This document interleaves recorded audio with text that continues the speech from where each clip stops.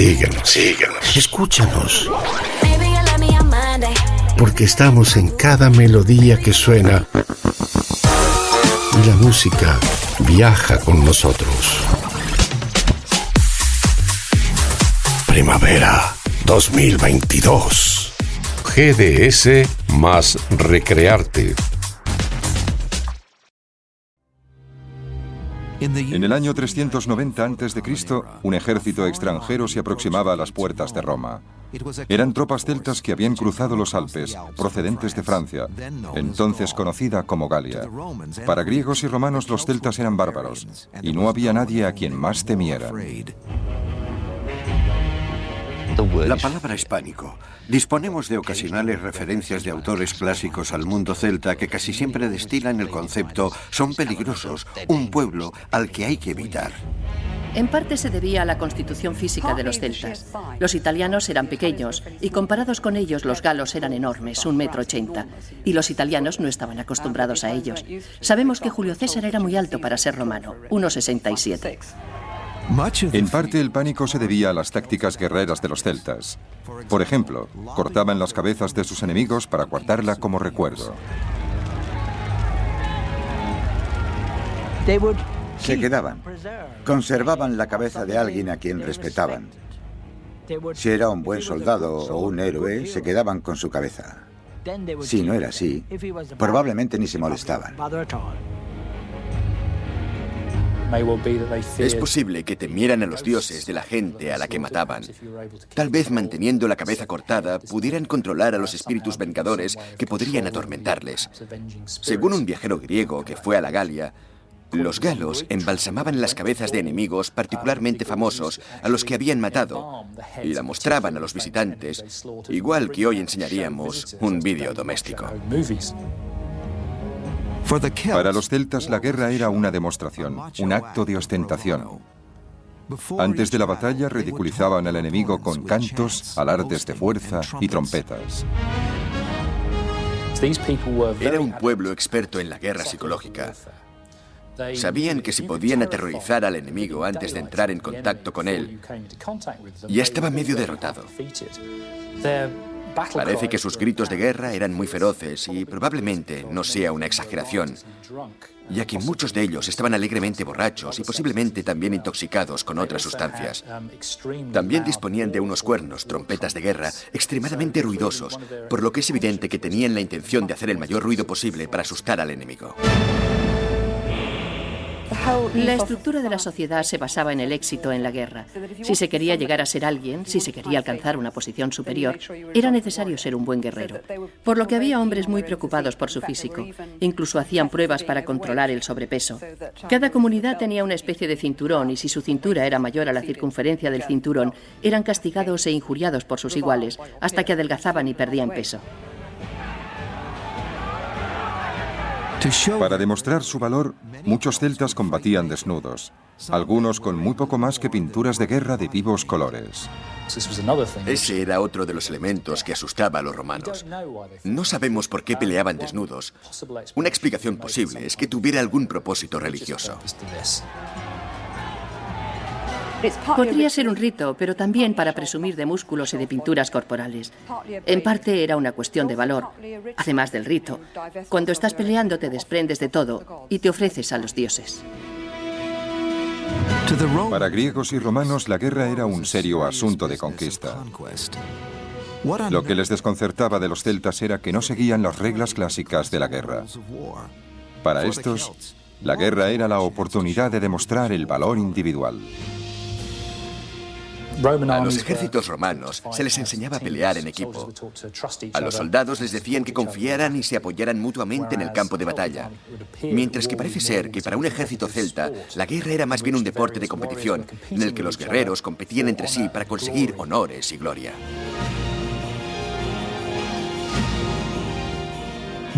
Cuando en el año 390 a.C. el ejército celta se acercaba a Roma, las tribus celtas ya dominaban gran parte de Europa, controlando grandes zonas tan al oeste como Irlanda y Gran Bretaña, gran parte de España, Francia, Austria y Suiza, llegando a Turquía por el este. Pero no existía el imperio celta porque no era un pueblo unificado. Los celtas estaban formados por tribus individuales que compartían una cultura similar, elementos tales como la lengua, el arte y un espíritu libre. Un planteamiento ante la vida, el arte y la religión. Y no hay duda de que los celtas tenían un planteamiento característico ante la vida de evidente despreocupación. Estos pueblos que vivían en tierras tan distintas como Irlanda, España o Turquía, probablemente no mantenían un contacto directo entre ellos, pero su cultura y su lengua eran similares, y en algunos casos también su arte. Artefactos celtas que han sido encontrados en lugares tan distantes como Irlanda y Hungría son muchas veces idénticos en estilo. ¿Cómo es posible que la cultura celta se extendiera tan ampliamente?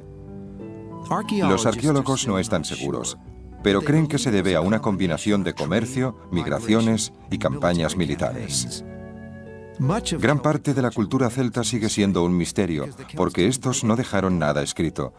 La suya era una tradición oral, y mucho de lo que sabemos se lo debemos a los escritos de sus enemigos. Lo único que tenemos son opiniones griegas y romanas, pero si intentas evaluar a un pueblo extranjero, no es muy fácil hacerlo cuando lo estás mirando por encima de tu escudo y ellos te están gritando. Uno de los elementos que ayudó a extender la influencia celta fue su destreza trabajando el metal. Eran expertos en la fabricación de herramientas de guerra.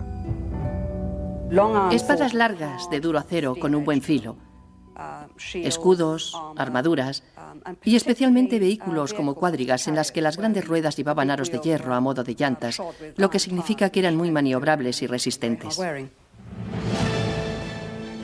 Una de las pruebas que demuestran que los pueblos de la Galia no eran tan bárbaros como los romanos sugerían era su extraordinario dominio de la tecnología del hierro.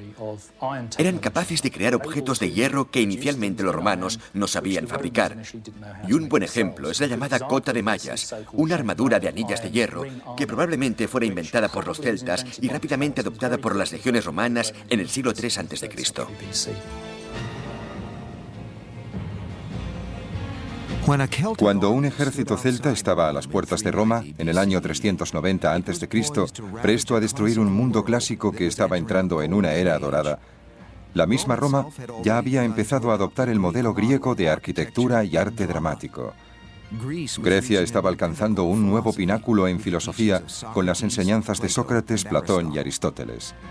E Hipócrates, el médico griego, había establecido las bases de la medicina moderna.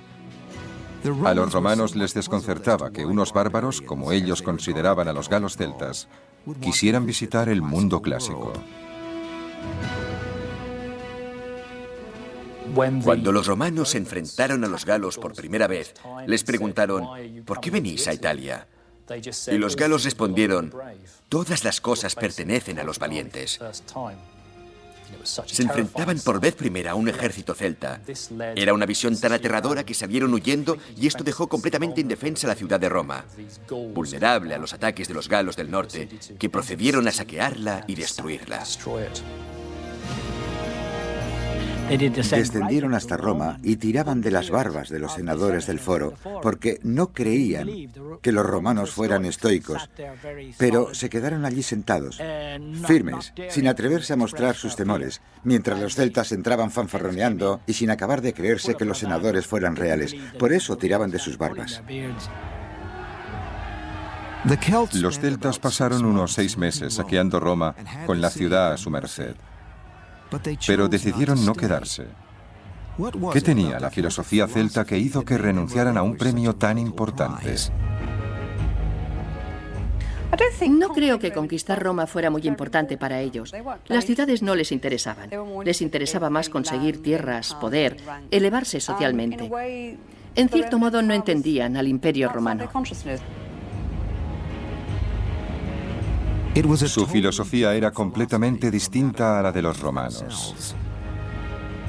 Los celtas llegaban, saqueaban, cogían grandes cantidades de vino, plata o lo que encontraran, se lo llevaban de regreso y decían, soy un gran hombre, lo he conseguido. Los romanos querían conquistar un país y mantenerlo, quedarse con él para siempre poder seguir comerciando con dicho país. Los romanos consiguieron que los celtas se marcharan sobornándolos con oro, pero estos dos enemigos volverían a encontrarse. Mientras tanto, los celtas no habían terminado con el mundo clásico. En el año 279 a.C. marcharon contra el templo griego de Delfos, donde los estados griegos guardaban gran parte de sus tesoros. Tiene lugar un curioso episodio en Delfos cuando se rieron de los griegos por representar a sus dioses con forma humana. Miraron las estatuas y los consideraron muy ingenuos por creer que los dioses tenían aspecto humano. Pero los griegos invocaron a sus dioses para que los protegieran de los celtas y estos no les defraudaron. Hubo tormentas de nieve y terremotos, y los celtas de la Galia se retiraron perplejos. Los dioses enviaron señales de presagios para atacar a los galos, quienes ya no podían entenderse mutuamente y empezaron a pelear entre ellos. Lo que los griegos dijeron es que el dios Pan creó dicha confusión entre ellos, derivándose de él nuestra palabra pánico. A pesar de que los celtas y el mundo clásico habían llegado a ser unos grandes contrincantes en el campo de batalla, la verdad es que los celtas no deseaban vivir en ciudades como los griegos y los romanos. Los celtas exigieron 450 kilos de oro como rescate para abandonar Roma. Cuando los romanos protestaron por la cantidad, el caudillo celta añadió su propia espada de hierro a las balanzas, exclamando: ¡ay de los vencidos! Para los celtas, las grandes ciudades del mundo clásico eran objetivos para ser saqueados, pero no lugares en los que vivir. Los celtas eran un pueblo rural que frecuentemente iba de un sitio a otro. La palabra civilizado significa vivir en una ciudad, y las culturas griega y romana estaban basados en el urbanismo, en vivir en comunidades urbanas estrechamente unidas con todo lo que eso significa. Y por supuesto, los celtas era un pueblo rural que no estaba muy interesado en echar raíces ni en construir grandes estructuras. Por ello creo que el romano ignorante que no entendía a los celtas los consideraban toscos, salvajes y bárbaros. Cuando las tribus celtas no estaban peleando, cultivaban las tierras y vivían en pueblos como este. En el sur de Inglaterra, los arqueólogos han recreado una granja celta, con sus edificaciones, sus animales y sus cultivos, los elementos que conformaban la vida celta hace más de 2000 años. Eran los granjeros quienes financiaban las campañas de los guerreros. Es una sociedad jerarquizada, con un caudillo en la cúspide y bajo él, y no necesariamente para que ese caudillo siga ocupando su lugar, se encuentra la aristocracia guerrera. Bajo ella, la gente que genera el dinero o la riqueza, que así lo prefiere, para que exista dicha aristocracia. Estamos hablando de los granjeros, los empresarios, los carreteros, la gente que comerciaba y producía esa economía excedente que permitía la existencia de la aristocracia. Los celtas vivían principalmente en pequeños pueblos sin aplicar el concepto romano de Estado. También, a diferencia de los romanos, que construían con piedra, los celtas lo hacían con madera, barro y paja, por lo que muy pocas construcciones han sobrevivido hasta nuestros días. Pero los arqueólogos que han reconstruido las edificaciones celtas dicen que muestran una gran complejidad. Cuando se analizan las grandes casas circulares considerando su forma arquitectónica, se llega a la conclusión de que son mucho más complejas, tanto en concepto como en su ejecución, que construir un gran templo de piedra. Creo que son muy superiores, pero utilizaron unos medios diferentes. Utilizaron madera con la que crearon grandes estructuras, edificaciones domésticas con una superficie de 190 metros cuadrados. Para cubrir una casa con un diámetro de casi 20 metros, estamos hablando de 16 toneladas de paja, y eso solo para cubrir el tejado. Tal vez la edificación más importante de un pueblo celta fuera el salón de banquetes, en el que los guerreros satisfacían su pasión por la comida y la bebida. Tenemos que imaginar esta gran casa circular, con el fuego en el centro y tal vez un cerdo o un buey asándose en ese fuego central, y a su alrededor los guerreros en orden ascendiente, desde la puerta hasta el jefe, quien se sentaba frente a la puerta ocupando la posición de mayor influencia. Con relación a la comida, lo más importante entre los celtas era la porción del héroe. La porción del héroe era el mejor trozo de carne y se daba al héroe. Provocaba muchas disputas, ya que era frecuente que dos guerreros se desafiaran para saber quién se quedaría con la porción del héroe. Todo el mundo gritaba, apartaban las mesas y parecía que en el salón se celebraba un duelo, seguramente a muerte. Con esto puede entenderse por qué los griegos y los romanos se lo pensaran dos veces antes de invitar a los galos a comer. Los escritores clásicos constantemente criticaban a los celtas por no diluir el vino concentrado de la época. No se molestaban en diluirlo, ya que lo bebían para alcanzar lo más rápidamente posible un estado de parálisis. Esa es una de las razones por la que este pueblo fuera considerado como bárbaro. Aunque la pasión de los celtas era la uva, su especialidad fueron los cereales. Los granjeros celtas, especialmente en Inglaterra, estaban entre los más avanzados de su tiempo. Los granjeros celtas que estuvieron aquí en el primer milenio antes de Cristo ya producían no solo lo suficiente para vivir, sino un excedente para exportar al continente. César nos dice que exportaban cereales y pieles al continente antes de que los romanos interfirieran en la zona. Las semillas que encontramos en las tumbas de los faraones, por ejemplo, son exactamente las mismas que cultivaban los celtas, pero estos lo hacían mejor. Si comparamos los resultados de nuestros programas de investigación aquí en la granja con los tiempos modernos, y para ello remontarnos a antes de la Revolución Química en 1950-1960, cuando los productos químicos tuvieron su gran impacto en la agricultura, los resultados nos dan 600 kilos por hectárea, que es mucho más de lo que se conseguía en 1950 como promedio nacional del Reino Unido. A pesar de que los celtas generalmente vivían en pequeños pueblos, podían unirse por razones concretas. Construyeron cientos de castros por toda Europa. El de Maiden Castle, cerca de Dorchester, en Inglaterra, fue construido alrededor del año 500 a.C. para protegerse de otros guerreros e incluso es posible que de otros celtas. Tiene una extensión de unas 40 hectáreas y sus enormes defensas se esculpieron en las colinas. Fue construido sin la ayuda de ninguna tecnología sofisticada.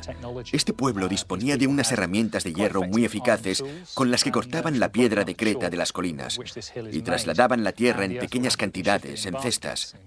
La construcción de estos castros se fue desarrollando a lo largo de 400 o 500 años. No solo les preocupaba defenderse de sus enemigos, sino también impresionar a las otras comunidades e incluso a ellos mismos con su gran poder. Los castros no solo les ofrecían protección, sino también un lugar en el que vivir y almacenar el grano. Por el año 200 a.C., este castro tendría más o menos el mismo aspecto que en la actualidad, pero su interior estaría cubierto por aquí con grandes casas de techos cónicos y muchas instalaciones para almacenar los productos agrícolas. Pero los castros como el de Maiden Castle también fueron construidos por otras razones. Los arqueólogos creen que también eran monumentos religiosos. No hay duda de que un lugar como este tenía una importante función religiosa. Por ejemplo, resulta interesante y curioso que muchos de estos asentamientos de la Edad de Hierro, no solo los castros, sino también pequeñas alquerías, tuvieran su entrada orientada al este. Esto sugiere que el trazado de incluso las grandes construcciones, como los castros, respondía a algún tipo de código religioso o normas que en la actualidad solo podemos suponer. ¿Cuáles eran las creencias religiosas de los celtas? Exploraremos su mundo de dioses, templos y sacrificios humanos, y sus oscuros sumos sacerdotes, los druidas.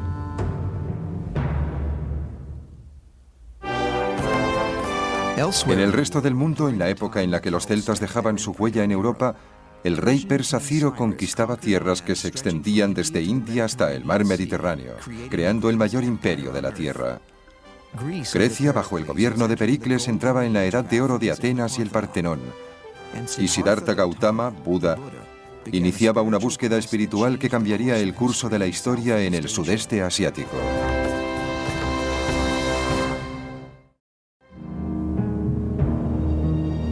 Frente a la costa oeste de Irlanda se encuentran las Islas Aran, donde pueden verse una serie de misteriosas estructuras orientadas hacia el mar.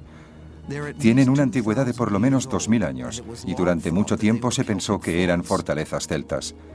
Pero los trabajos de los arqueólogos sugieren algo completamente distinto. Estructuras como esta, la de Tuna Engus, eran versiones celtas del Coliseo, anfiteatros para grandes acontecimientos. Estoy seguro de que eran utilizadas como centros ceremoniales.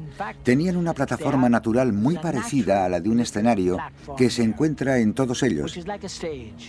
Y estaban rodeados por estas estructuras. Es evidente que fue construido durante varias generaciones, por lo que por algún motivo importante se le añadía otro círculo. Según el profesor Rinn, los anfiteatros como el de Tuna Engus probablemente tuvieran una función religiosa, un impresionante escenario para los caudillos celtas y sus sumos sacerdotes, los druidas. Elegían los lugares más inspiradores y construían grandes monumentos. Puede construirse un gran monumento como el de Dún Aengus, o como San Pedro, o el Partenón, o Stonehenge, con obreros voluntarios, ya que los fines son religiosos. De otra forma no podía hacerse, y elegían los mejores lugares, especialmente elevados, que pudieran ser vistos a kilómetros de distancia para que la gente acudiera de otros asentamientos lejanos. Nadie sabe exactamente lo que ocurría aquí. Pero si estas construcciones eran religiosas, los sacerdotes tenían que ser druidas, cuyo poder sobre la vida cotidiana de los celtas podría ser mayor incluso al de los caudillos. Eran al mismo tiempo sacerdotes, abogados, tal vez incluso médicos. Hacían de árbitros en las disputas. Eran maestros, eran profetas, veían el futuro y principalmente controlaban todo lo sobrenatural y mediaban entre los dioses y los humanos. Los druidas eran esenciales para el éxito de los celtas en la guerra. Aconsejaban a los caudillos sobre el día en que deberían iniciar la batalla. Un calendario de bronce encontrado en Colín, en Francia, del que solo quedaban unos meses, nos sirvió para reconstruir todo el calendario de los celtas locales. Algunos de los días se llamaban matis y otros en matis, que significaba día con suerte y sin suerte. No se pelea en un día sin suerte, se espera a un día con suerte. Es decir, ejercían una gran influencia sobre la gente. La formación de un druida llevaba 20 años, porque todo debía ser memorizado. Los celtas casi no escribieron nada. En vez de ello, transmitieron todos sus conocimientos mediante la lengua celta. Lo que he dicho en irlandés, que es la lengua celta clásica de la actualidad, es que los celtas no tenían un sistema de escritura. No supieron escribir hasta que se encontraron con los romanos y en épocas posteriores. En realidad lo aprendieron todo de memoria, especialmente los druidas. Tal vez fuera un método para mantener los conocimientos entre ellos y que no cayeran en manos de otros pueblos. Los druidas tenían poder sobre la vida y la muerte y seleccionaban a las víctimas de los sacrificios humanos. Como este hombre encontrado en 1894 en un pantano inglés. Le habían golpeado en la parte posterior de la cabeza, le habían cortado el cuello, lo habían estrangulado con alambre y luego lo echaron al pantano. Desafortunadamente, no tenemos su versión de por qué sacrificaban a la gente. Solo podemos especular. Es probable que pidieran la ayuda de los dioses por alguna razón, tal vez para agradecerles su ayuda y la victoria en la guerra. Sabemos que estaba bien alimentado, sabemos que no era un obrero, tenía las uñas muy cuidadas y un bigote cuidadosamente cortado. Probablemente fuera alguien de cierta importancia. Es posible que para que el sacrificio humano fuera eficaz, tuviera que ser alguien que tuviera una cierta posición en la comunidad. Es posible que incluso fuera algún miembro de la Casa Real. Es posible que las víctimas fueran voluntarios porque los celtas no le temían a la muerte. Los druidas les hablaban de otra vida, y las tumbas celtas estaban llenas de instrumentos para utilizar en esa otra vida. En cuanto a sus dioses, los celtas no adoraban a un solo dios, sino a cientos de deidades que se encontraban en la naturaleza.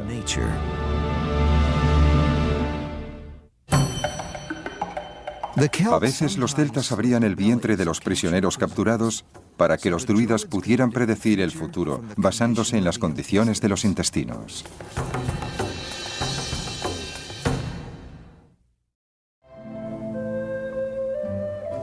Su arte constituye una prueba irrefutable de la naturaleza libre de los celtas. El arte clásico de Grecia o de Roma se basaba en una interpretación realista de las formas humanas. Pero por el contrario, el arte de los celtas estaba más cerca del arte abstracto o impresionista. No les gustaba el realismo. No les parecía artístico. Así que cogían, por ejemplo, la figura de un animal o una planta y la convertían en algo anormal para que expresara algo más que el objeto real.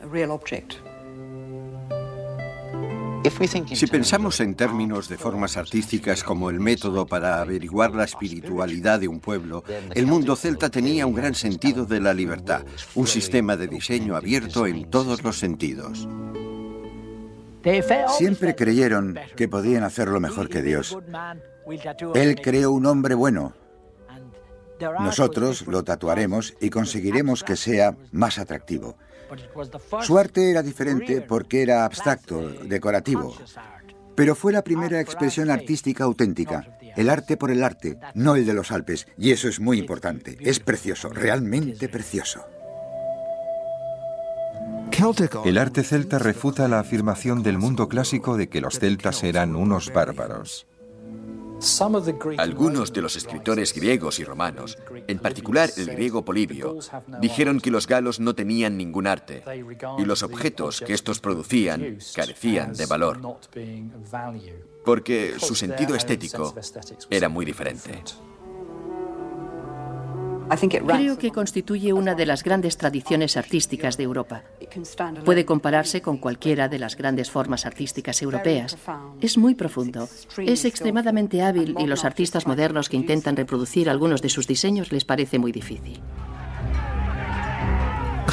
Los contrastes entre los celtas y los romanos iban más allá del arte, llegando al campo de batalla.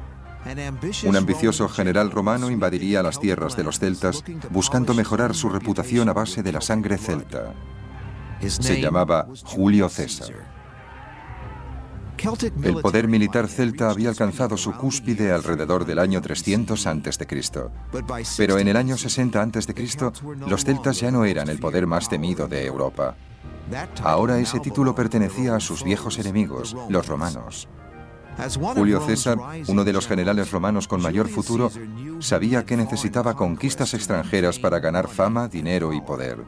En el año 58 a.C., eligió su objetivo y cruzó los Alpes para invadir la Galia celta, la moderna Francia.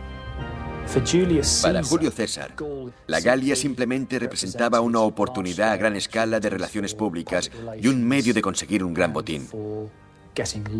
La mayor cantidad posible de oro para enriquecerse personalmente y para ganar gloria militar.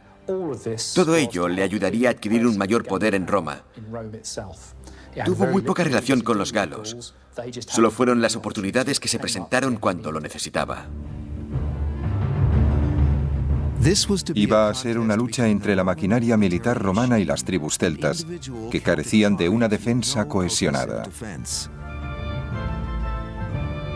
Los romanos disponían de un ejército organizado.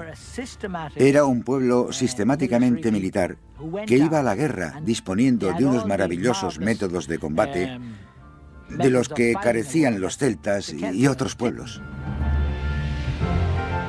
Los celtas no estaban acostumbrados a combatir juntos. Había alianzas entre tribus, pero ellos estaban acostumbrados a luchar entre sí. No estaban preparados para la feroz escala de la guerra de la conquista imperial que César llevó a cabo. César consiguió eliminarlos tribu por tribu. Tenemos informes que muestran una crueldad increíble. Una tribu en concreto, los Nervi, que disponía de más de 5.000 guerreros, quedaron reducidos a 500 cuando César hubo terminado con ellos. Según los relatos de los romanos, la campaña de César en las Galias tuvo como resultado más de 1 millón de celtas muertos y otro millón tomados como esclavos. Probablemente fuera la campaña más sangrienta que vivió Europa hasta las guerras napoleónicas 2000 años después. Pero los galos consiguieron contraatacar bajo la dirección de un joven noble celta llamado Vercingetorix. Consiguió, a pesar de las tradiciones del pasado, reunir un gran número de tribus galas bajo su mando. Eran conscientes de que estaban luchando por su libertad y fue la última oposición de los celtas a Roma. Vercingetorix organizó una campaña a base de ataques relámpago por la Galia, cortando las líneas de suministros de César, y estuvo a punto de alcanzar la victoria. En una o dos ocasiones, César tuvo grandes problemas con el ejército de Vercingetorix, y si la suerte de algunas batallas hubiese sido ligeramente diferente, César hubiese podido morir en el campo de batalla, o por lo menos haber sufrido un descrédito político que habría puesto fin a su carrera. Pero por fin los celtas galos y su caudillo no pudieron resistir la maquinaria de guerra romana y se vieron obligados a rendirse. Vercingetorix se convirtió en el prisionero de César. Se vio obligado, como era práctica común entre los romanos, a marchar encadenado en el desfile triunfal de Julio César en la ciudad de Roma, que celebraba su conquista de las Galias, y después fue ejecutado siguiendo el ritual. César también invadió Britania, otro baluarte celta, pero sin éxito. Sin embargo, un siglo después, en el año 43 de nuestra era, Claudio, el emperador romano, organizó una nueva campaña contra las islas. Los británicos opusieron una valiente resistencia contra la invasión romana, que probablemente consistiera en 40.000 soldados. Este fue el mayor ataque a través del canal en cualquier dirección antes del día D, en 1944. Los romanos, algunos montados en elefantes, que los británicos celtas no habían visto nunca, avanzaron por el sur de Britania, atacando pueblos y castros como el de Maiden Castle. Defensas como estas no plantearían un gran problema para los romanos. Evidentemente sufrirían algunas bajas atacando una fortaleza así, pero yo diría que tardarían solo un día para entrar en ella, utilizando artillería y quemando las puertas. Los celtas del interior de la fortaleza se defendieron ferozmente, pero sin éxito. Intentarían evitar la entrada de las legiones lanzándoles jabalinas y piedras con honda desde lo alto del terraplén. Pero claro, los legionarios disponían de una gran protección. A principios del siglo XX fueron encontrados durante una excavación en Maiden Castle unos posibles restos del ataque romano. En algunos esqueletos aún estaban incrustadas puntas de lanza. No hay duda de que mucha de la gente enterrada en ese cementerio murió violentamente.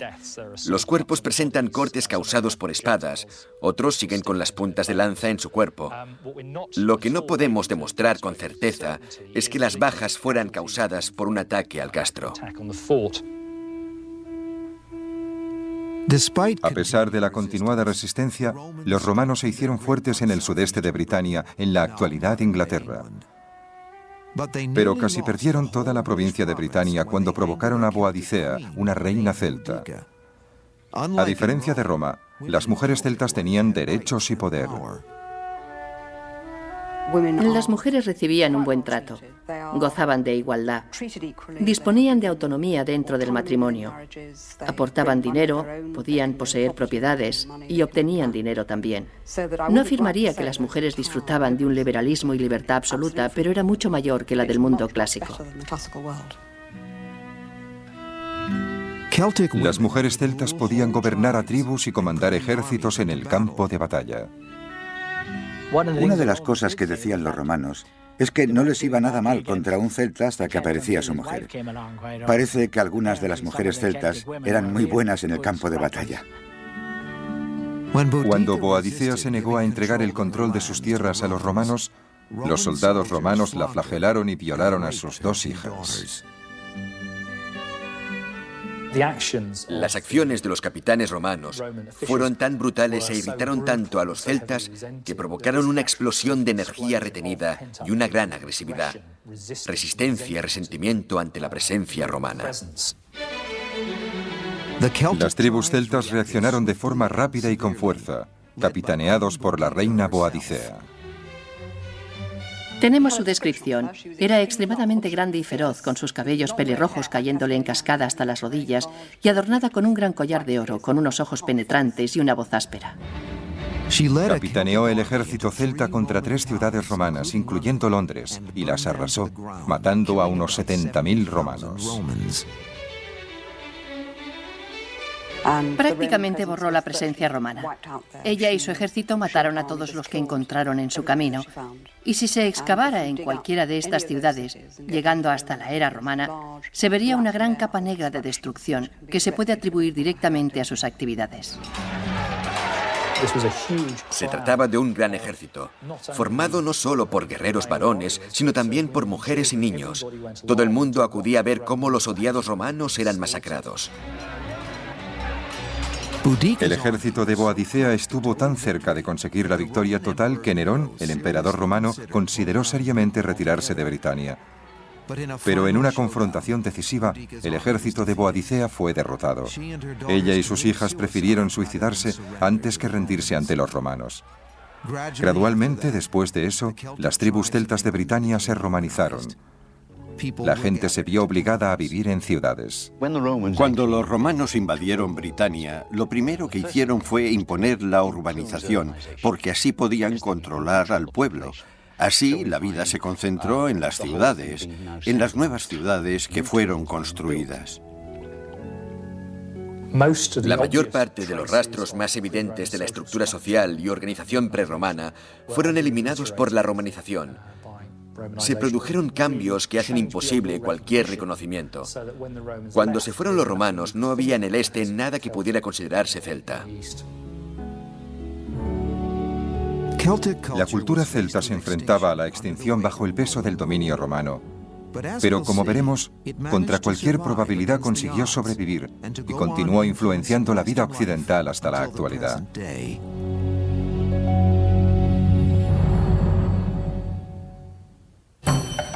Las legiones romanas eran adiestradas para una férrea disciplina. Los legionarios podían ser apedreados hasta la muerte por cobardía en el campo de batalla, e incluso por quedarse dormidos estando de guardia. Los romanos dominaron Britania durante casi 400 años, y en las zonas en las que se asentaron, especialmente Inglaterra, la cultura celta desapareció. Pero las zonas que los romanos casi no tocaron, las escabrosas tierras de Gales, Escocia e Irlanda, la cultura celta siguió prosperando y seguía intacta cuando los romanos abandonaron Britania en el año 410. Los celtas de Irlanda y de Escocia siguieron siendo celtas, no fueron romanizados, y por ello siguieron con sus propias lenguas, sus formas artísticas y, sobre todo, con sus propias leyes. Apenas se habían marchado los romanos cuando se vieron amenazados por nuevos invasores, anglos y sajones, quienes llegaron para llenar el vacío dejado por los romanos. Uno de los guerreros celtas que se dice se opuso a ellos fue inmortalizado por la leyenda. Se llamaba Arturo. Se dice que tras una serie de batallas retrasó el avance hacia el oeste de los anglosajones germánicos y con ello ayudó a la supervivencia de los británicos occidentales, quienes, por supuesto, más tarde se convirtieron en los pueblos que nosotros conocemos como Gales y Cornualles. Escritores futuros inmortalizaron a Arturo en la leyenda de Camelot, basándose en las tradiciones celtas. La historia del Santo Grial puede encontrarse en el folclore irlandés. Y la historia de Excalibur, la espada del rey Arturo, que éste tira al agua pero la recupera la reina del lago, está basada en la tradición guerrera celta. Hay muchas razones para creer que se trata de un eco de la memoria de la ofrenda de las armas al líquido elemento, algo muy extendido entre los pueblos del occidente europeo, tanto celtas como germánicos. Parece que en algunos de los relatos del rey Arturo se preservan motivos de la primitiva tradición oral celta. A pesar de que los anglosajones colonizaron Inglaterra, los celtas siguieron dominando Irlanda, Escocia, Gales y Cornualles. Los celtas británicos también colonizaron parte de Francia, a la que le dieron su nombre, Bretaña. Estas zonas siguen constituyendo en la actualidad la llamada Franja Celta. En los años posromanos, estas tierras fueron escenario de constantes luchas tribales. En el siglo V, los celtas irlandeses atacaron Britania, llevándose cientos de esclavos, entre los que se encontraba un muchacho de 16 años llamado Patricio, destinado a convertirse en su santo patrón. Convirtió a los irlandeses al catolicismo combinándolo con las tradiciones celtas. Debido a que aquí había sido esclavo, sabía que no debía destruir la religión celta, sino permitir que fuera absorbida por el nuevo cristianismo, y actuó humildemente, cristianizando los pozos sagrados. Tenemos más pozos sagrados en Irlanda que en ninguna otra parte del mundo, porque los pozos eran una fuente de agua adorada por los celtas. Los monjes irlandeses ocuparon el lugar de los druidas y fueron vitales para mantener viva la cultura celta, porque ellos fueron los primeros en transcribir el folclore celta. Escribieron las antiguas historias celtas. Incluso se dice que lo que escribieron era una ventana a la Edad de Hierro. Es decir, era una forma de observar el pasado más lejano.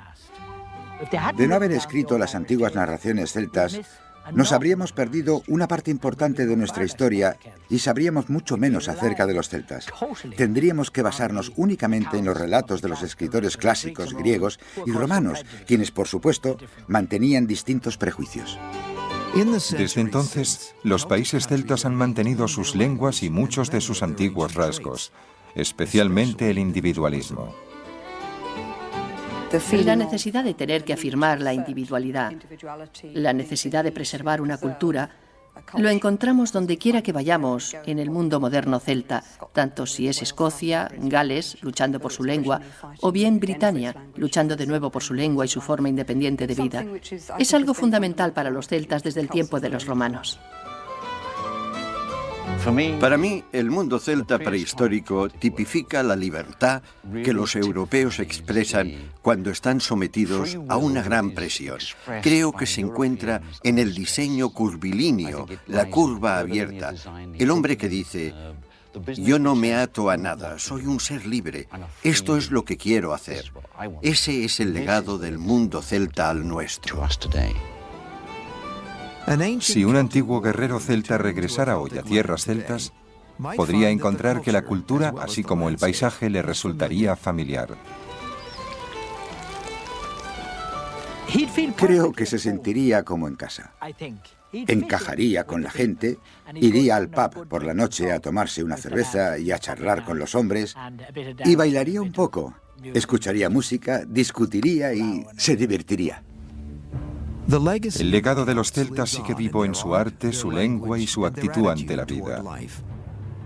Pero ese legado estuvo a punto de ser mucho más. Si los celtas que conquistaron Roma hace 2400 años se hubieran quedado en vez de marcharse aceptando el soborno, es posible que hubieran sido los celtas quienes hubiesen levantado un imperio europeo. Es uno de los giros del destino que deberíamos considerar en nuestra búsqueda de la historia.